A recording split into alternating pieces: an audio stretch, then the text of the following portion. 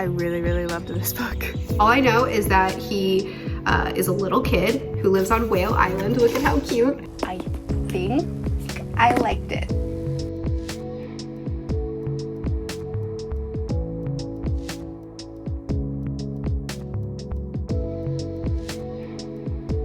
Good morning. It's the afternoon. I've started a book. It's called The Last Cuentista. This is a sci-fi story about a girl who, okay, so the Earth is actually about to probably maybe die. There's a meteor coming in that's going to collide with the Earth, and most people that are on the Earth are going to probably certainly die. Our main character is one of the few people that are being evacuated out. Her parents are important people, and that's why they've been selected. So the book starts out with her talking to her grandmother, or her Lita as she calls her. And her grandmother is a storyteller, and she has all these stories for any kind of context, for any kind of purpose. And she is in love with her grandmother's stories and would love to become a storyteller herself. And it starts out with this big emphasis on her culture and on the stories from her culture and family. And it drew me in right away. I think the writing is fantastic. The descriptions are very good. The prose is very good. The characterization, I'm instantly attached to both Lita and to our main character. But another thing about our main character, Petra, is that she has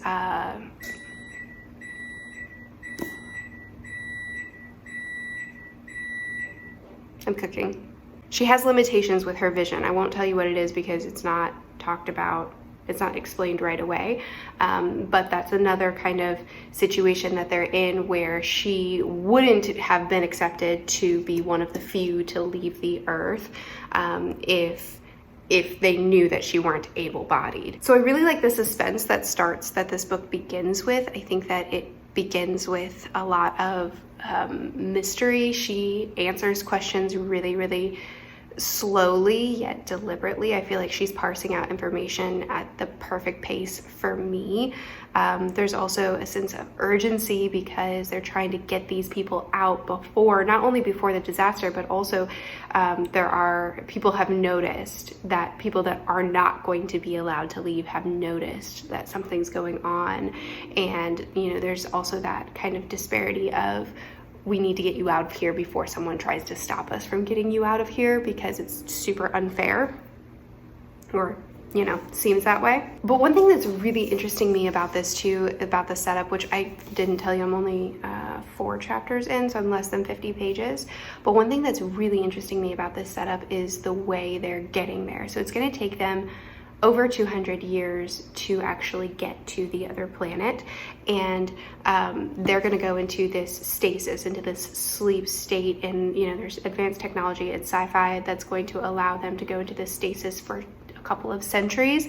And then there's also the watchers. There are people that are going to be observing them, monitoring them, making sure that they get there okay. But those people obviously can't have that same benefit, so they will die on this ship. They're going to watch over these people that will continue the human race, and then they're going to have kids, and their kids will have kids, and it's going to be like their grandchildren's grandchildren that are actually going to be the ones that are going to make it to this new planet that they're going to. And I think that there's so much opportunity to explore so many different obstacles in this story. Obviously, the obstacle of restarting the human race and what that's going to look like, and what they're going to be focusing on, and how they're going to change their systems on this new Earth.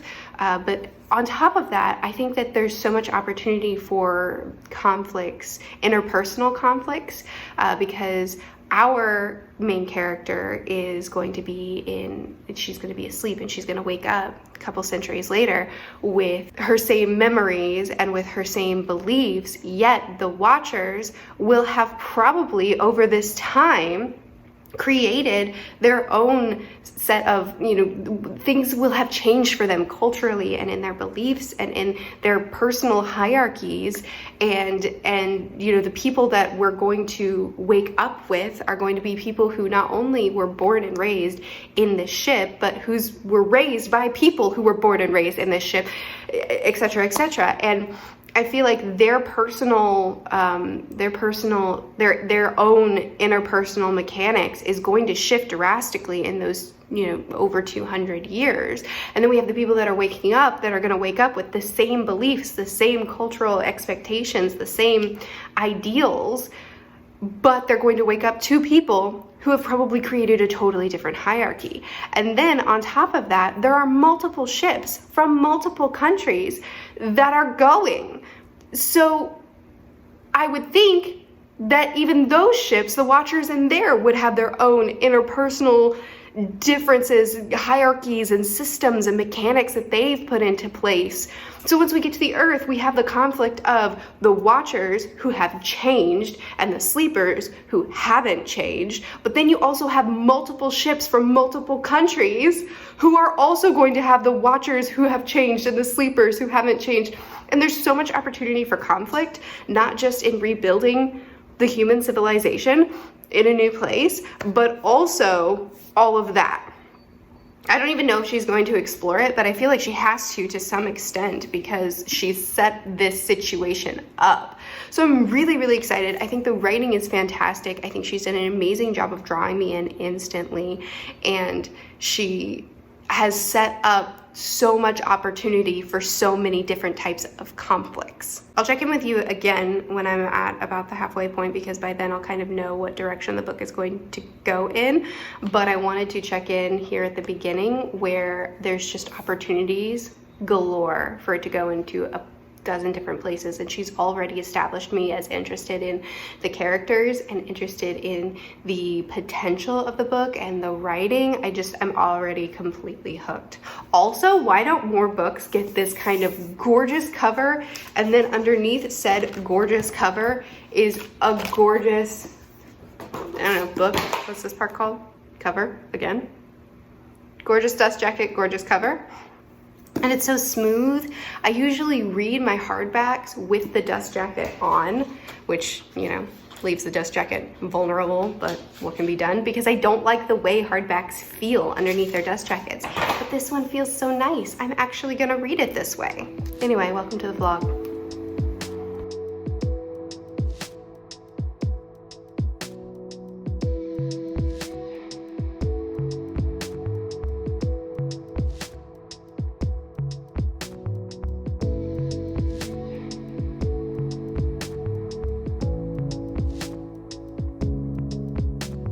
So I'm now halfway through this, and I have some answers, but a lot more questions.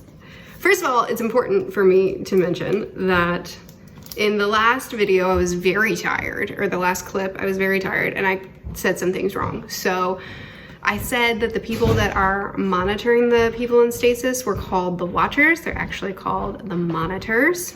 And I said that it was over 200 years, but it's actually over 300 years that they were in stasis. None of this matters at all, but it would bother me if I didn't correct it. Anyway, obviously I'm not going to tell you in what direction this story has gone, but I will say that I'm still really, really enjoying it. Our main character is so easy to follow. She is trying to find her way, obviously, in the situation where there's a lot of new things happening, and there is a lot of conflict happening in the direction that the story has gone. And her leaning on her memories of her Lita, her grandmother, and leaning on the stories, like I said before, her Lita was a storyteller, and leaning on those stories and remembering them and figuring out how to apply them to her life, and figuring out how to navigate this very difficult situation that she's in, and this very unexpected situation that she's in, leaning on those stories and leaning on her memories of someone who is extremely valuable and precious to her, really just adds a lot of character to her story. And she's not, there's a lot of main characters that I struggle to follow with, because sometimes they're just that straightforward hero that just doesn't really have a lot of personality. Sometimes they're very whiny or a little bit too strong and tough and everybody leave me alone, I'm mad at the world because I'm better than everybody. You know what I'm talking about? You know those character types. And she is just none of those things. She's very vulnerable, but also very, very strong.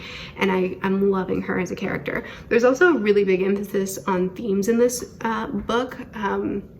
There's a group of people, I don't want to say much about them, but they are introduced on page 17, so it feels fine for me to tell you about them. They're called the Collective, and their agenda is to have no conflict, no war, to live without differences in cultures, without differences in appearances or knowledge, that they believe that inconsistency and inequality are what lead us to unrest and unhappiness. So they just want to have like this, they want to change history, they want to erase history, and they want to have this uniformity to erase conflict. And there's this big emphasis on remembering history and remembering your stories that, oh wait, there's a messy spot that I'm showing you of my house. Let me just move the camera and we'll all pretend we didn't see it. Okay.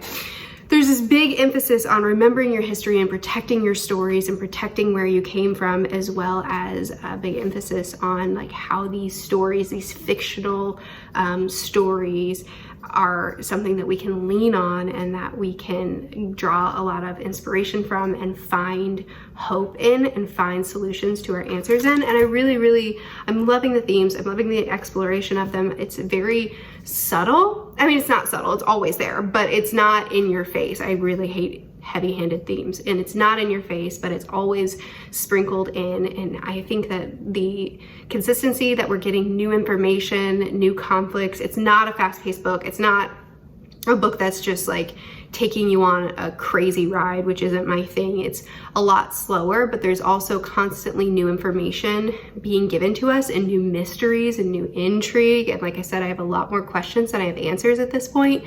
And the consistency that we're getting these new things divvied out to us, coupled with a great main character to follow, coupled with really beautiful descriptions. I'm just basically loving everything about this story right now. There's still a couple of things that I'm kind of side-eyeing a little bit, that I'm wondering, how could you possibly resolve this? I think maybe this isn't gonna work, but hopefully she'll prove me wrong. I also read the first chapter of Hunter x Hunter, which is the next manga series that I'm starting now that I'm caught up with One Piece. I'm reading week to week now, and it's adorable. I only read the first chapter, but look at this. Look at the beautiful tree, and look at his adorable camouflage. I'm already in love with him. The way he runs and his facial expressions, I don't know how old he is, but he's super cute and I love him. I want to protect him at all costs.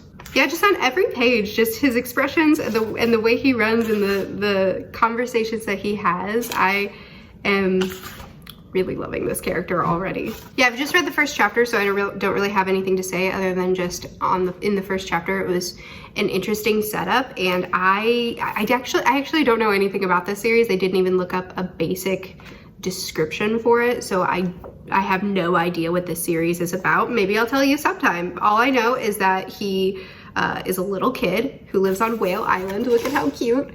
And he wants to be a hunter, and his ambition is to become a hunter and to find his father, who he doesn't know. And those two things are intertwined.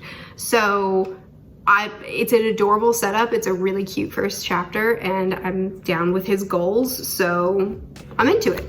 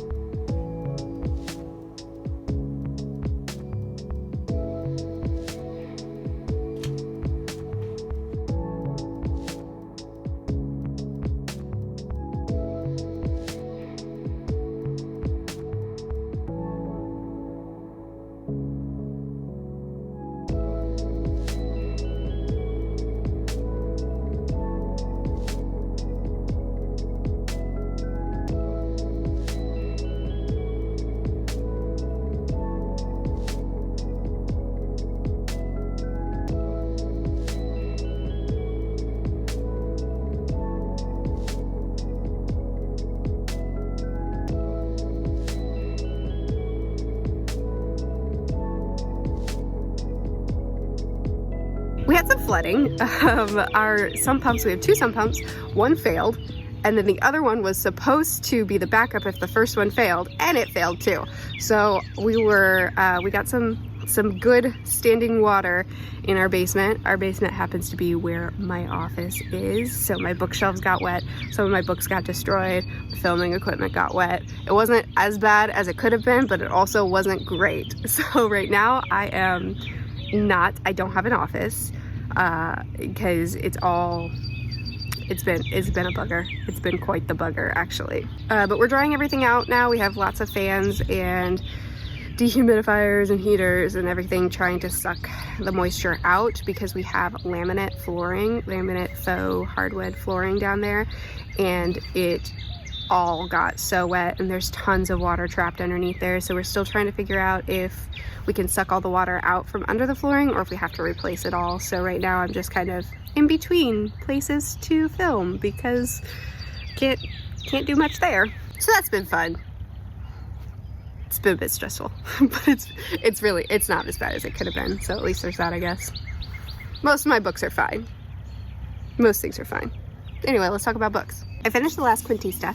So I really, really loved this book. There was one particular thing that I was very concerned about. This is, still spoiler free, so no worries there. There was one particular thing that I was pretty concerned about because it was something that was mentioned at the beginning that adds a lot of variables and then just never acknowledged again. And I didn't think that we were going to come back around and resolve this, which was a big problem for me because that should have just been omitted if it was never going to be acknowledged again. But not only was it acknowledged again, it became a major plot point near the end. So that's vague enough that I doubt you'll be able to guess what I'm talking about unless you read the whole book. So, you're fine. But I really, really enjoyed this a lot. It was so emotional. It was really, really emotional. And near the end, especially, I mean, really from the very beginning, it caught me by the heart and continued to be very intense and emotional throughout the whole thing. But near the end, I was crying. I was on the edge of my seat. It's really amazing how this author took what I think is, the whole setup of we're leaving Earth, we're going into stasis as we leave the Earth, like this kind of setup for sci-fi is something that we know and we've read, or at least I've read several of these books. But it took that and it did something totally different. And it was I was so impressed with how well this author grabbed me by the heart and kept me there. I felt so broken yet warm and fuzzy at the end. She nailed the hopeful yet heartbreaking kind of story ending that you would expect from a story like this, as well as just getting to know Petra's culture in the story, which that's another correction I have to make of myself. I called her Petra in another vlog clip and her name is Petra, which I didn't realize until somebody mispronounced her name at the end of the book and she corrected them, so it's Petra. But her attachment to her family and to her culture and to her stories, playing such a huge role in how stories influence us and how stories shape us and how stories are worth holding on to and fighting for, and our history is worth holding on to and fighting for. And it was just, oh my golly, it was such a great story. It's a middle grade, which might turn some people off, but honestly, I think that it was well, yes, it was definitely middle grade. Our main character, I think, is 11. But it was so emotionally charged, and the story itself was, I think that it shouldn't turn you off. If you don't read a lot of middle grade, but this sounds interesting to you, don't let it turn you off, because it really didn't feel that middle grade to me. And I really enjoy middle grade, so I don't even have any stakes in the game to try to convince you that it's not middle grade, but it really was quite a mature story. I really I finished the first Hunter x Hunter and I loved it. It's adorable and so much fun. So the first volume is following Gon and some friends that he makes along the way as they try to become hunters. The career role of being a hunter is basically the most ambitious thing that you could go after. It's basically the most lucrative career that you could have, and only 1 in 10,000 people even make it to the testing to try to become a hunter. And once you get to that testing, 1 in 10,000 get there. But then once you get there, you then have to face off against the best of the best to maybe possibly become a hunter. And it's like, it's not gonna happen for you. I mean, it's very unlikely. And Gon, the most adorable, sweet, pure, innocent, yet, oh my gosh, I love him. I love him so much. He actually reminds me a lot of Luffy. He is after being a hunter, obviously, and watching him do these trials, and you know, he's such a like good-hearted person, but also really skilled, but just young. He's just very young and innocent and adorable, and I adore him. I also really love the artwork in Hunter x Hunter is very simplistic, but also specifically the landscape panels are gorgeous. Also, and I restarted A History of Wild Places. I'm actually halfway through this, and was halfway through this before I even started the vlog, because I read half of it, then told my dad about it because I reckoned he would like it, and then he wanted to read it, so I stopped so he could read it, and now I'm finally back because he finished it and loved it. So A History of Wild Places, we start with a man who is a private detective. He doesn't work for any police force or anything, but if someone goes missing, then families can contract him to try to find someone who's gone missing, which is super uninteresting to me. But he has this ability where if he touches an object that someone once owned, then he can see memories of that person, so he can see where that person has gone and like see the shadow of who they are, which is a little bit more interesting to me. But then the whole narrative shifts and we completely ignore him and drop him and the woman that he's trying to find, and instead we focus on this community of people who live in the woods. They can't leave, they're trapped because there's this thing called the rot that is inside the trees, and the trees are splitting open and the rot is seeping out, and if you cross the barrier and you go into trees, then you get infected with the rot and that will kill you, and if you bring the rot back into the community, then you could kill everyone in the community. So they're all trapped there. And it has a very Station 11 feel, even though the plot is nothing like Station 11. It has that very like ominous tone. It's very slow paced. It's not action packed. It's not, there's very little happening. It's just more of a very close look on this community that's trapped, and it has this feel to it that to me feels like I just don't trust the leaders of this community. I feel like they're hiding something. I feel like they're fabricating some things. And so it also has this, it has this mystery, but then also it has a feeling of unrest that's very quiet and slow, but also, in my opinion, very gripping. I'm loving it, and I'm really excited that I finally get to get back to it.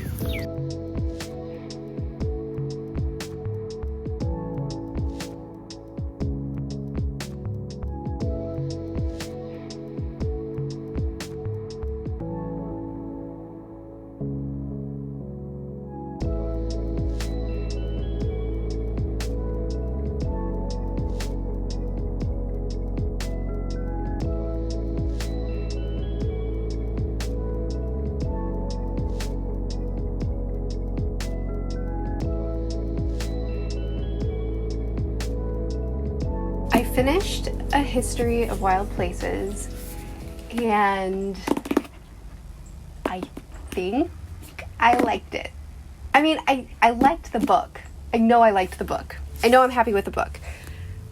Did I like the why? I think. So the thing is, this story, I've already told you about it. I don't need to tell you about it twice. It continued to be this slow, mysterious kind of unraveling of a lot of different plot elements, and I really liked it. I loved how things ended up connecting from that beginning perspective that I told you about, where, you know, there was that detective guy looking for a missing woman, and I liked the way it all connected. And I liked the ending. I really liked the ending. But the why, the what's the mystery, the what are we all missing, that I don't know. I liked it. I thought I would love it. I loved the prose of this book. I loved the environment of this book. I loved the feeling of this book. I loved the mystery around it all. I really enjoyed this book. But I don't know. I thought it would be better. I thought I would like the why more than I do. I accept the why. I'm fine with the why. But I thought I would like it more than I do. So that's a bumski. I'm actually going to jump into some spoilers really quick. So timestamp if you don't want it. I loved that these characters felt like they genuinely had experienced trauma by the end of this book. When they were found, or when they got out, when they escaped and they realized who they were, and they were hospitalized and seeing people from their past and all the things were happening, I loved that they felt disoriented by the real world. They had become accustomed to the cage that they were captured in. They had become accustomed to the land and the identities that they had taken on, and when they came back into the real world, it was too loud and it was too fast and it was too confusing, and it felt truly like people who had gone through trauma and couldn't cope with just being inserted back into the real world, as if they were supposed to pick their lives up the same again. I love that they went back to Pastoral and that B is now the new leader of Pastoral. I have questions about them not telling anyone that the people of Pastoral live there. I have questions about that because that seems not morally great. I like to think, one thing that I really liked about the ending of this book is that I liked that it answered enough questions that I feel satisfied, but it was open-ended enough that I can fill in the blanks. And I like to think that B is not running the place the same way that Levi was, that they are helping the people get their memories back and realize who they once were, that they are giving people the option, do you want to stay in Pastoral in this quiet, simple life, or do you want to go back to your old life? Is there a reason you sought out Pastoral? Are you happy here? I like to think that they are not continuing the idea of the rot, and that they're giving people their freedoms. I like to think that they're not letting people stay in their hypnosis state. Speaking of hypnosis, the why. Why are we here? Why do we believe in the rot? What's going on?